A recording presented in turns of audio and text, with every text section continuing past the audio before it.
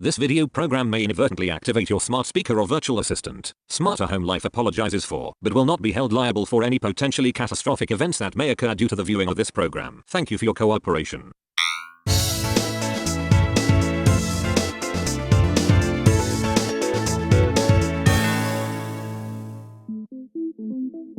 Hey everybody, I'm Joe DeGanzik. Welcome to the brand new set for Smarter Home Life. More on that a little later in the show. You know, as Smarter Home Life is now entering its 5th year of production, and I haven't done one of these review videos in a while, I thought, let me take a look at a brand new product category and the recently released Ecobee Switch Plus with Alexa on board. Wait for it. Wait for it. This is a Wi-Fi smart switch from the maker of smart thermostats. It's packed with sensors for passive home automation, plus a set of microphones and a speaker, and of course, Amazon's virtual assistant built right in. There's a lot of tech that's built into this little device, but at its core, it's a switch and not a dimmer. The large front button will toggle whatever load it's connected to off and, of course, back on again. And this is good for single switch applications. It's not going to work for three-way circuits or multi-way circuits. You will need a neutral wire for it to work, and it will work with ceiling fans and lights. So for app control, remote control over it anywhere else around the world, you can use the Ecobee app, which will also work with their thermostats and other potential future products, to toggle it off. And then, of course, we'll wait for it to update. And then, of course, back on again. If you're in the HomeKit world, it's going to happen a little bit faster because it's going to use the local control. And it happens a lot faster. That might be just more helpful to you. And in HomeKit, you do gain access directly to its onboard sensors for automations and triggers and so forth. So going back to the app, I'm going to hit the little settings button. The sensors on board for light, motion, or occupancy, and of course temperature, you can do some tricks with it. You don't even have to automate it. You can just turn these features on and it'll work automatically. So for automatic on and off, say in a dark room, you can set it to automatically turn on if motion is detected. In a room that is now unoccupied after a certain duration, the light or whatever it's connected to can turn off. These are all optional features. I can switch it to an outdoor light instead of an indoor light, and then I'll get the option for on at sunset and then off at a time of my own choosing, or at sunrise. And then all of the settings, whether it's indoor or outdoor, there's a tiny little LED nightlight on the bottom of it.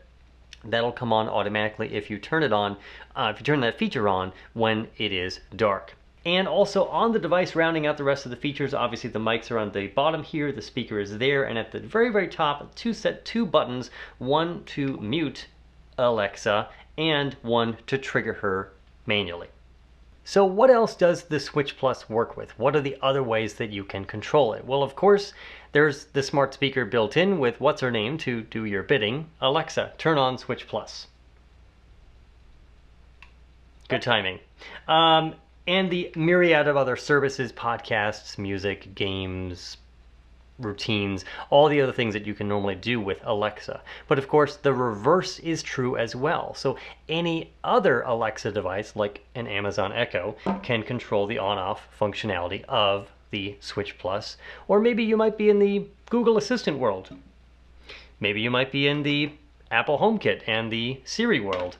And of course, there's SmartThings, and also IFTTT. So I think Ecobee's got a good start on this for now. So now, of course, you're probably saying, enough with the tech specs and the demos. Would you buy this thing? Do you recommend it? And I will say yes.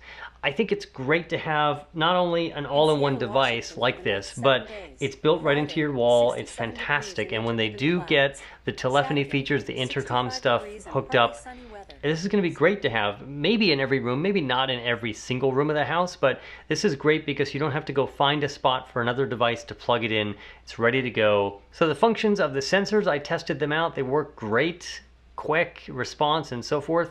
I'm going to throw the app on the screen. I'm going to reach for it right now, so you'll see that the motion sensor should trigger pretty much immediately. Don't make a liar out of me. So that's what you get with HomeKit. You can use it as a trigger for your automations and so forth.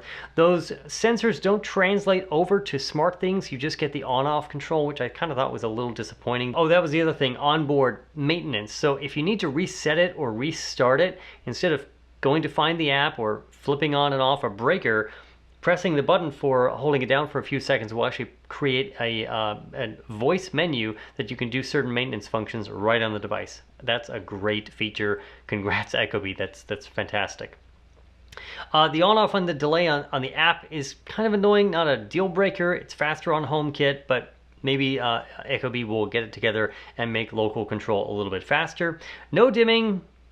Put the dimming in, guys. I can go on a whole rant on this and I won't, but if you're building a device like this, spend the extra $5, make it a dimmer.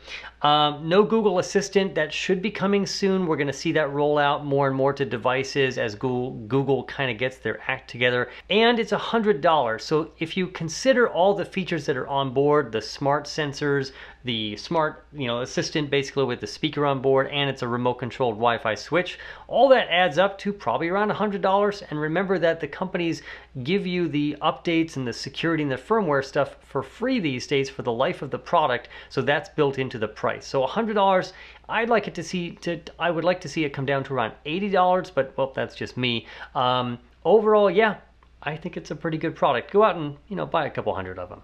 And speaking of price, that's probably a terrible segue, but bear with me anyways. So products like this do cost money. I don't actually always take review products from the manufacturers.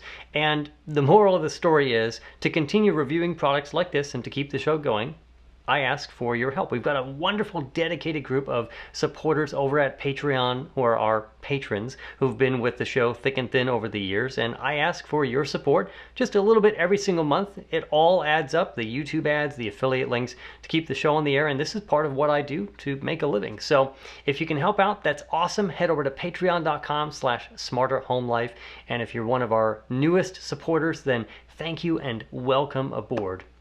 Of course, my other spiel, if you've got questions for smart home stuff, this LED lighting, head over to my little mini site for the Q&A, smarterhomehelp.com. Fill out the form. You can even set up a dedicated smart home consulting session in real time with yours truly. And lastly, for the longtime fans of the show, you're probably wondering, did you move? Did something happen? Well, take a look from perhaps another perspective. Nope, I'm actually still here in the same place. It's a new set design. It's designed to help transition the show to its eventual new home, which will probably be mostly shot from a spare bedroom or something else. It's a large setup. It's a lot of work to actually set this up here in the tiny home, and as you can see, it kind of takes over most of the place. But anyways, we'll come back to me, and I'm going to just wrap it up right there instead of continuing to chat and so forth. Otherwise, I'm Joe DeGanzik. Make your home just a little bit smarter every single day. And I'll see you next time.